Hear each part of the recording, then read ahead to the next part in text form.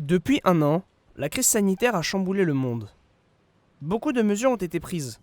Fermeture, ouverture, puis refermeture des gymnases, salles de sport et autres équipements sportifs intérieurs. De nombreux clubs de sport et associations sportives se sont retrouvés fermés, et certaines salles ont même dû mettre la clé sous la porte. Situation difficile pour plus de 18 millions de licenciés, répartis dans près de 490 000 organisations sportives. Mais alors, comment pratique-t-on le sport aujourd'hui ? Depuis l'annonce du premier confinement, beaucoup se sont mis au jogging, seule pratique sportive extérieure qui était autorisée. Je me suis mis au jogging depuis le deuxième confinement, donc ça fait 4 mois. C'était juste le temps du confinement parce que j'ai repris le travail, j'ai repris les cours et j'ai plus du tout le temps de faire du sport. Et j'ai plus non plus la motivation vu que je suis tout le temps dehors, je ressens pas le besoin de sortir faire du sport, donc j'ai arrêté. D'autres privilégient les entraînements sportifs à domicile à travers divers programmes personnalisés. C'est le cas de Bachir, qui pratiquait de la musculation en salle. En fait, ce confinement, il a développé une compétence d'apprendre à faire du sport chez soi. J'ai tellement pris l'habitude du sport à la maison que, pour le coup, je sais même pas comment je vais revenir à la salle. Est-ce que je vais revenir aussi fréquemment que je l'étais avant, ou est-ce que je vais doser, vu que maintenant le sport aussi est accessible à la maison. Suzanne pratique le Do-In, un sport de respiration, d'assouplissement et d'automassage basé sur les principes fondamentaux de la médecine chinoise. Elle pratiquait ce sport en groupe, mais à l'annonce du confinement, il a fallu s'adapter.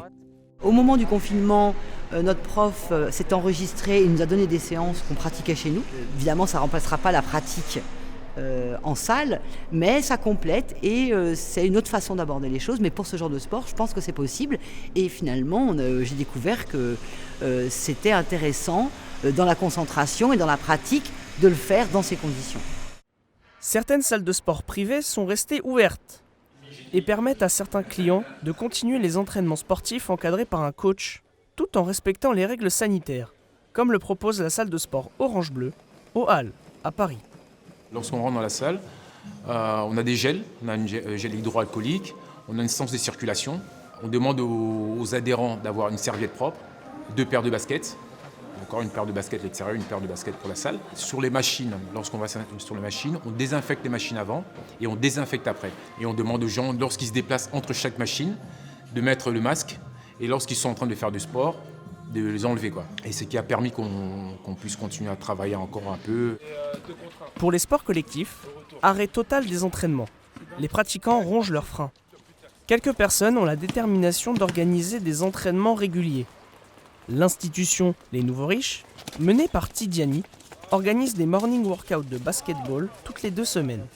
Des entraînements qui font du bien à un groupe de jeunes passionnés de la balle orange.